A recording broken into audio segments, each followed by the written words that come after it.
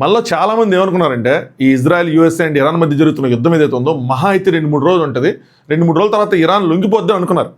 కానీ సిచ్యువేషన్స్ వస్తే అలా అనిపించట్లా. ఇది నేను చెప్తున్న మాట కాదు, ఇది అమెరికా అధ్యక్షుడు డొనాల్డ్ ట్రంప్ గారు నిన్న ప్రెస్ మీట్లో చెప్పిన మాట. ఆయన యుద్ధానికి ఒక డెడ్ లైన్ పెట్టారు. ఆ టైం ఫ్రేమ్ చూస్తే నాకే ఆశ్చర్యం వేసింది. ఎంతో తెలుసా?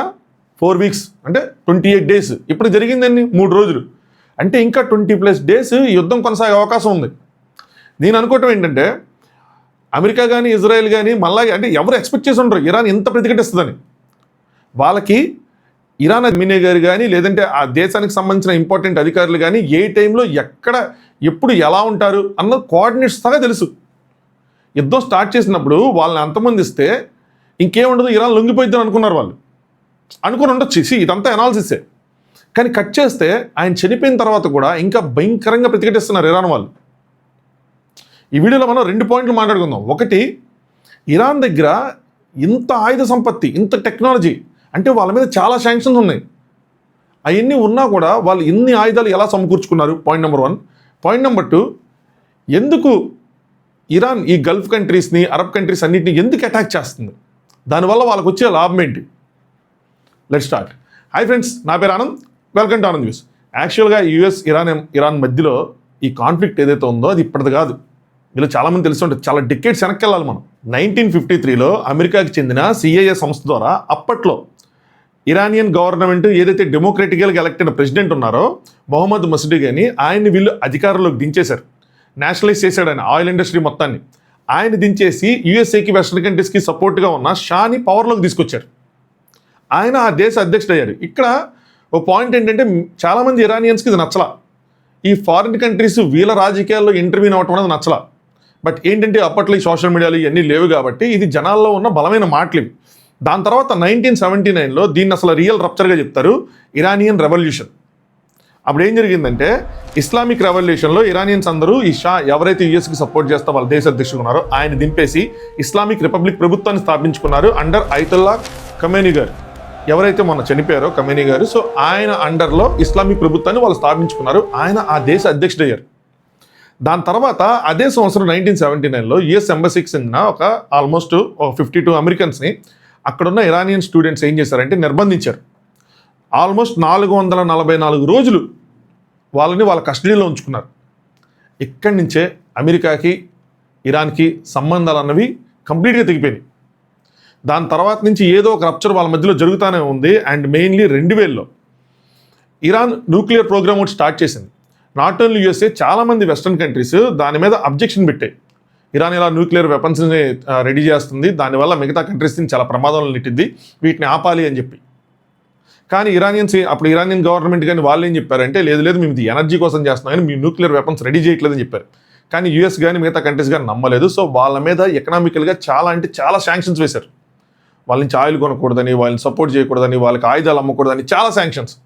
దాంతో ఏంటంటే వాళ్ళ దగ్గర చాలా అంటే ఇంధనం కానీ ఖనిజాలు కానీ ఎంత సంపత్తి ఉన్నా వాళ్ళు దాన్ని క్యాష్ చేసుకొని ఆర్థికంగా ఎదగలేకపోయారు. రూపాయికి ఆయిల్, 2 రూపాయలకి గ్యాసు, ఆ రేంజ్లో ఉండేది. అయినా సరే వాళ్ళు ఏం చేశారంటే ఎకనామిక్ శాంక్షన్స్ వేసి ఆయుధాలు ఇవన్నీ ఆపేసినా కూడా వాళ్ళకున్న సంపదని వాళ్ళు ఇంటర్నల్గా ఆయుధాలు డెవలప్ చేసుకోవడంలో ఇన్వెస్ట్ చేసుకున్నారు. నెక్స్ట్ చెప్తాను చూడండి. ఇప్పుడు మనం ఇదంతా ఒక బ్యాక్గ్రౌండ్ స్టోరీ. ఇప్పుడు నేను చెప్పిన ఫస్ట్ పాయింట్కి వెళ్దాం. ఇన్ని ఆయుధాలు వాళ్ళు ఎలా సమకూర్చుకున్నారు, ఇంత టెక్నాలజీ వాళ్ళ దగ్గరికి ఎలా వచ్చిందని చెప్పి. దానికన్నా ముందు వీడియో నచ్చితే ఖచ్చితంగా లైక్ చేయండి, మీ ఒపీనియన్స్ని కామెంట్ చేయండి. కొత్తగా చూసే వాళ్ళు ఎవరైనా ఉంటే ఛానల్ని సబ్స్క్రైబ్ చేసుకోండి. సో వీళ్ళకి ఇంత ఆయుధ సంపద ఎలా వచ్చిందంటే వీళ్ళకి ఉక్రెయిన్ రష్యా వార్ ఏదైతే ఉందో అది వీళ్ళకి వరంలా మారింది. ఎలా అంటే ఆ వార్లో ఉక్రెయిన్ సపోర్ట్ చేస్తా అమెరికా వాళ్ళకి కొన్ని ఆయుధాలు ఇచ్చింది. రష్యా వాళ్ళ మీద యుద్ధం చేసినప్పుడు ఈ ఆయుధాలని క్యాప్చర్ చేసుకుంది. వాళ్ళు వాడకుండానే అక్కడ వాటి మీద దాడి చేసి క్యాప్చర్ చేసుకొని ఇరాన్ గవర్నమెంట్కి, రష్యా గవర్నమెంట్కి కూడా మాస్కోతో కొంచెం సత్సంబంధాలు ఉన్నాయి. సో వాళ్ళు కూడా టెక్నాలజీని షేర్ చేసుకుంటూ ఉన్నారు. ఎందుకంటే అమెరికా శత్రువు, రష్యాకి మిత్రుడు, ఆ రేంజ్లోనే సాగుతూ ఉంటుంది రాజకీయం మొత్తం. సో అప్పటికి ఇరాన్ గవర్నమెంట్ అధునాతకమైన డ్రోన్స్ ఇవన్నీ రెడీ చేస్తూ ఉంది. ఆ డ్రోన్స్ని రష్యాకి అప్పచెప్పి రష్యా నుంచి స్ట్రాటజికల్గా ఏం చేసిందంటే ఏవైతే యుఎస్ ఆయుధాలని వాళ్ళు స్వాధీనం చేసుకున్నారో ఆ ఆయుధాలను తీసుకుంది. ఆ మిసైల్స్ని కానీ లేదంటే ఆ గూఢచారి డ్రోన్స్ కానీ ఏవైతే ఉన్నాయో, అన్మాన్డ్ డ్రోన్స్ ఏవైతే ఉన్నాయో వాటన్నిటిని తీసుకొని వాటిని రివర్స్ ఇంజనీరింగ్ చేసింది. రివర్స్ ఇంజనీరింగ్ చేసి ఆ ఆయుధాలను ఎలా రెడీ చేశారు, ఏంటి దాని టెక్నాలజీ ఏంటి కనిపెట్టి ఓన్గా వాళ్ళ సొంత ఆయుధాలని మ్యానుఫ్యాక్చర్ చేశారు. అందులో BGM-71 TOW యాంటీ ట్యాంక్ మిసైల్స్ను వీటన్నిటిని రివర్స్ ఇంజనీరింగ్ చేసి వీళ్ళు తుఫాన్ అనే మిసైల్స్ని రెడీ చేసుకున్నారు. ఇప్పుడు వీళ్ళు అమెరికా ట్యాంక్స్ని బద్దలు కొట్టడానికి వాడే మిసైల్స్ కూడా ఇలాంటివే. ఇవే అంటే వాళ్ళు తయారు చేసుకున్న మిసైల్స్ని వాళ్ళ మీద కొట్టారు రివర్స్ ఇంజనీరింగ్ చేసి. దాంతోపాటు అమెరికా స్పై డ్రోన్ ఏదైతే ఉందో RQ-170ని దాన్ని కూడా రివర్స్ ఇంజనీరింగ్ చేసి షాహిద్ డ్రోన్స్ని రెడీ చేసుకున్నారు. ఇవి ఓన్లీ స్పైయే చేయవు, ఇవి అటాక్ కూడా చేస్తాయి. వాటితో పాటు జావెలిన్, స్ట్రింగ్ అని చెప్పి అమెరికా ఎంతో గొప్పగా చెప్పుకునే మిసైల్స్ని కూడా వాళ్ళు రివర్స్ ఇంజనీరింగ్ చేశారు. ఇక్కడ ఇంకో ఇంపార్టెంట్ పాయింట్ ఏంటంటే వీటన్నిటిని వీళ్ళు రెడీ చేసుకోవడానికి వీళ్ళకి పెద్ద ఖర్చు అవ్వాలి. ఎన్ని డొమెస్టిక్గా రెడీ చేసుకున్నారు, చాలా చీప్గా ఆ డ్రోన్స్ కానీ మిసైల్స్ కానీ చాలా చీప్గా తయారు చేసుకున్నారు. ఇప్పుడు వాళ్ళు వేరే అరబ్ కంట్రీస్లో హిట్ చేసినా, ఈ యూఎస్ఏని హిట్ చేస్తున్నా, ఇజ్రాయెల్ మీద యుద్ధం చేస్తున్నా, దేని మీద చేస్తున్నా వాళ్ళు వాడుతున్న మెజారిటీ ఆఫ్ ద ఆయుధాలన్నీ ఇలాంటివే. ఇక్కడ అటు యూఎస్ఏకి తెలుసు, ఇటు ఇరాన్కి తెలుసు ఎప్పటికప్పుడు యుద్ధం అయితే మాత్రం అనివార్యమని. ఈ రెండు కంట్రీస్లోనూ ఒకటి మీరు గమనిస్తే, నేను ఎప్పుడు అనుకుంటుంటాం మన కంట్రీలో ఇలాంటి థాట్ ప్రాసెస్ ఉండాలి అని చెప్పి. ఏంటిదంటే యూఎస్ఏ గవర్నమెంట్లో అధ్యక్షులు మారుతున్నా సరే అది దేశం కోసం ఆలోచిస్తూ ఒక లైన్లోనే వెళ్తారు వాళ్ళు. ఇప్పుడు ఒక దేశం వాళ్ళకి శత్రువు అంటే ఏ గవర్నమెంట్ వచ్చినా, ఎవరు అధ్యక్షుడిగా వచ్చినా ఆ దేశం వాళ్ళకి శత్రువే. ఆ లైన్ దాటరు వాళ్ళు. సంథింగ్ సిమిలర్గా ఇక్కడ ఇటు చూస్తే ఆ దేశానికి కమినే గారు ఎప్పటి నుంచి అధ్యక్షుడిగా ఉన్నారు. వాళ్ళకి యూఎస్ఏతో ఎలాంటి సంబంధాలు ఉన్నాయి ఏంటి తెలుసు, నెక్స్ట్ ఏం జరిగిద్దో తెలుసు, 10 సంవత్సరాల తర్వాత ఏం జరిగిద్దో తెలుసు, 20 సంవత్సరాల తర్వాత ఏం జరిగిద్దో తెలుసు, మనం ఎలా రెడీ అవ్వాలో తెలుసు. అప్పుడు న్యూక్లియర్ వెపన్స్ రెడీ చేయాలనుకున్నా అది జస్ట్ రూమరే, రెడీ చేయాలనుకున్నారన్నది. బట్ ఇప్పుడు ఈ ఆయుధాలు రెడీ చేసుకున్నా యుద్ధం ఏదో రోజు వస్తుందని వీళ్ళకి తెలుసు, తెలిసే రెడీగా ఉన్నారు. ఈరోజు కమినే గారు చనిపోయినా అంటే జనరల్గా ఏంటంటే దేశాధ్యక్షుడు చనిపోతే దేశం లొంగిపోతుంది. వాళ్ళు ఇంకా ఆత్మస్థైర్యంతో పోరాడుతున్నారు అంటే దానికి రీజన్ ఈ ఆయుధాలు ఉండటమే. ఇది జస్ట్ అనాలిసిస్ మాత్రమే, దీస్ ఆర్ నాట్ ఫ్యాక్ట్స్. ఇక్కడ ఈ యుద్ధం మీద ఇంకోటి చెప్తాను చూడండి, ఎవరేం చెప్పినా ఎనాలిసిస్లే, ఫ్యాక్ట్స్ అన్నవి ఎవరికి ఎగ్జాక్ట్గా తెలియదు. ఇంకా టు బీ ఫ్రాంక్ మన మీడియా వస్తుంటే నాకు ఇంకా ఏంది కొన్ని విషయాలు సోషల్ మీడియాకి అసలు నేషనల్ మీడియాకి సంబంధం లేకుండానే ఉన్నాయి. సోషల్ మీడియాలో కూడా రూమర్స్ బలంగానే ఉన్నాయి. ఇప్పుడు మనం ఫస్ట్ పాయింట్ అయితే ఇది, మన సెకండ్ పాయింట్కి వెళ్దాం. సెకండ్ పాయింట్ ఏంటంటే ఎందుకు ఈ అరబ్ కంట్రీస్ మీద వీళ్ళు అటాక్ చేస్తున్నారు అని చెప్పి. ఇక్కడ ఇంకొక పాయింట్ కూడా చెప్తాను. చాలామంది దీన్ని ఎగ్జాజరేట్ చేసి చెప్తున్నారు. అంటే ఏదో దుబాయ్లో బాంబులు వర్షం కురిసిపోయింది, అక్కడ ప్రజలు అసలు చనిపోతున్నారు అన్న విధంగానో, లేదంటే అసలు అలా జీవనం మొత్తం ఆగిపోయిందనో మరీ ఎగ్జాజరేట్ చెప్తున్నాను. నేను ఒకళ్ళిద్దరితో మాట్లాడా, అంత లేదు, కానీ జరుగుతున్నాయి, బాంబు దాడులు అయితే జరుగుతున్నాయి. బట్ మనం ఇక్కడ చూసినంత, మనం ఇక్కడ విన్నంత అయితే మాత్రం కాదు. ఇప్పుడు టెక్నాలజీ ఎంత పెరిగిపోయిందంటే ఏది ఏ వీడియో, ఏది రియల్ వీడియో అన్నది కూడా డిఫరెన్షియేట్ చేయలేకపోతున్నాం. బుర్జ్ ఖలీఫా తగలడిపోతున్నట్టు వీడియోలు వస్తున్నాయి, వాటిని వెకేట్ చేయించేశారు అది ఇది అని చెప్పి వాటి తగలడిపోతున్నాయి, పేలిపోతున్న వీడియోలు వచ్చేసింది, అన్నీ ఏఐ. సో ఒక సైడ్ టెక్నాలజీ వల్ల ఏమవుతుందంటే రాంగ్ న్యూస్లు కూడా వెళ్తూ ఉన్నాయి. సరే, వీళ్ళు ఎందుకు ఈ అరబ్ కంట్రీస్ని అటాక్ చేస్తున్నారు ఏంటి అంటే, యూఎస్ఏ ఎప్పటికైనా ఈ యుద్ధం అనివార్యమని వాళ్ళకు కూడా తెలుసు కాబట్టి వాళ్ళు ఏం చేసింది అంటే ఈ అరబ్ కంట్రీస్, ఈ గల్ఫ్ కంట్రీస్లో వాళ్ళ యుఎస్ బేసెస్ని ఏర్పరచుకున్నాయి. ఎందుకు ఇరాన్ని అటాక్ చేయాలన్నా లేదంటే స్ట్రాటజికల్గా ఏర్పరచుకున్నాయి. వీళ్ళకి ఏం చెప్పాయంటే, సో మీకు కూడా ఇవి సెక్యూరిటీని ప్రొవైడ్ చేస్తాయి, సో ఒక షీల్డ్, ఒక రక్షణ కవచం అన్నది ఉంటుంది, మీ మీద కూడా ఎవరు అటాక్ చేయకుండా మేము ప్రొటెక్ట్ చేస్తాం అని చెప్పి డీల్స్ చేసుకొని వాళ్ళ బేసెస్ని పెట్టుకున్నారు. సో ఇరాన్ గవర్నమెంట్ అంటే ఇరాన్ వాళ్ళు ఏంటి అంటే ఒక మెసేజ్ ఇవ్వాలి స్ట్రాంగ్గా కంట్రీస్కి అన్నిటికీ అని చెప్పి అక్కడున్న యుఎస్ బేసెస్ ఏవైతే ఉన్నాయో వాటిని అటాక్ చేస్తున్నారు. వాటిని అటాక్ చేసే పేరుతో ఇక్కడ రెండు ఉన్నాయి. ఒకటి వాళ్ళు సివిలియన్స్ని కూడా టార్గెట్ చేస్తూ ఉండొచ్చు, లేదంటే ఏవైతే యుఎస్ బేసెస్ని అటాక్ చేసే క్రమంలో వాటిని ఆ మిసైల్స్ని ఇంటర్సెప్ట్ చేస్తా ఇక్కడున్న రక్షణ కవచాలు కానీ డిఫెన్స్ మిసైల్స్ కానీ ఏవైతే ఫైర్ చేస్తారో వాటికి ఫైరింగ్ జరిగి ఆ డెబ్రిస్ కింద పడిపోయి దానివల్లైనా సరే ఈ ఎవరైతే సివిలియన్స్ ఉన్న ఏరియాస్లో కానీ పడి అక్కడ ఏదో డ్యామేజ్ జరుగుతున్నట్టు, అక్కడ బాంబులు పడినట్టు కూడా అనిపించవచ్చు. రెండిట్లో ఏదో ఒకటి.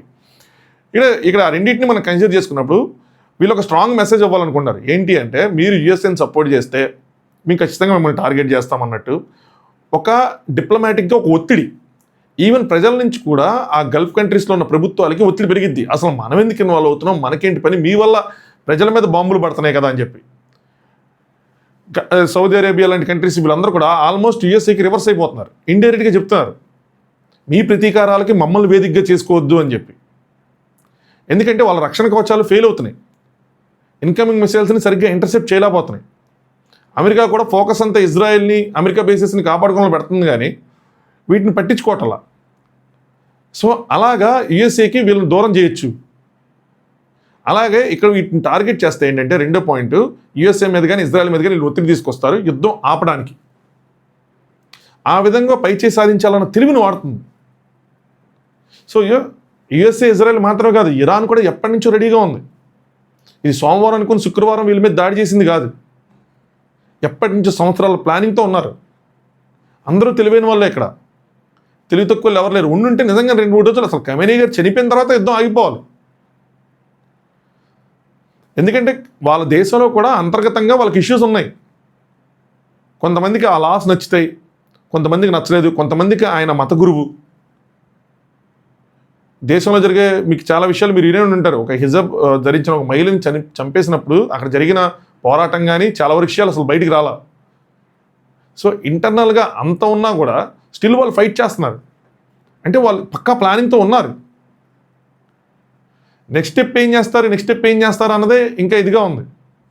అమెరికా ఫైటర్ జెట్స్ని కూడా ఇరాన్ కూల్ చేసిందంటే మామూలు విషయం కదా. దాన్ని మళ్ళీ వీళ్ళు కవర్ చేసుకున్నారండి, వేరే విషయం. ఫ్రెండ్లీ ఫైట్లో అంటే మా బాంబులు మాకే తగిలి మా ఫ్లైట్లు పడిపోయారని చెప్తున్నాడు ఆయన, అది వేరే విషయం.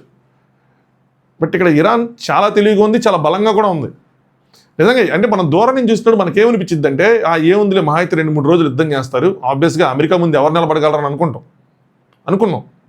సిచ్యువేషన్స్ అలా లేవు. అందుకనే ఆయన నేను మొత్తం జీవితాంతం యుద్ధం చేయాలనుకోవట్లేదు, కానీ దీనికి డెడ్లైన్ 4 వీక్స్ ఇరాన్ నిలబడినా కూడా చాలా గొప్ప విషయమే నా దృష్టిలో అయితే మాత్రం. అంత సైనిక శక్తి ముందు నిలబడిందంటే. అట్ ద సేమ్ టైం వీళ్ళు తెలివితేటలు వాడి ఈ గల్ఫ్ కంట్రీస్లో, అరబ్ కంట్రీస్లో వీటిని టార్గెట్ చేయడం వల్ల, అక్కడ ఉన్న యూఎస్ బేసిస్ పేరుతో వీటిని టార్గెట్ చేయడం వల్ల ఖచ్చితంగా పొలిటికల్గా ప్రెషర్ అనేది క్రియేట్ అవుతుంది.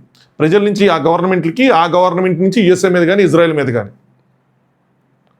సో ఎందుకు అటాక్ చేస్తుంది అన్న దాని మీద ఎవరి దగ్గర సరైన ఆన్సర్ లేదు, కానీ ఇవన్నీ జస్ట్ అనలిస్టులు మనం అనాలిసిస్ చేసుకున్న విషయాలే, ఎందుకు చేస్తుండొచ్చు అని చెప్పి. యూఎస్ఏకి అక్కడి నుంచి లాంచ్ చేస్తూ ఇరాన్ మీద అటాక్ చేయాలి అంటే అక్కడి నుంచి బేసిస్ కావాలి. సో వాళ్ళకి ఒక పాయింట్ ఉంది. సో మేము యూఎస్ బేసెస్నే అటాక్ చేస్తున్నామని చెప్పి యూఎస్ బేసెస్నే అటాక్ చేస్తున్నారు. మధ్యలో ఏమైనా అయితే మిస్ఫైర్ అయిందని చెప్తారు. సో బట్ వీళ్ళు ప్రశాంతంగా ఉండే కంట్రీస్ ఇవన్నీ, వీళ్ళకి లేనిపోయిన వారిలో వీళ్ళు ఇరుక్కున్నట్టుంది. సో అందుకని ప్రజల నుంచి కొద్దిగా వ్యతిరేకత రావటం, దాని పొలిటికల్ హీట్ పెరగటం, అక్కడి నుంచి వాళ్ళు వేరే కంట్రీ ఇజ్రాయెల్ యూఎస్ఏ మీద ప్రెజర్ పెట్టడం, ఇవన్నీ జరుగుతాయి. సో ముందు చెప్పినట్టు ఇవన్నీ జస్ట్ అనాలిసిస్లే.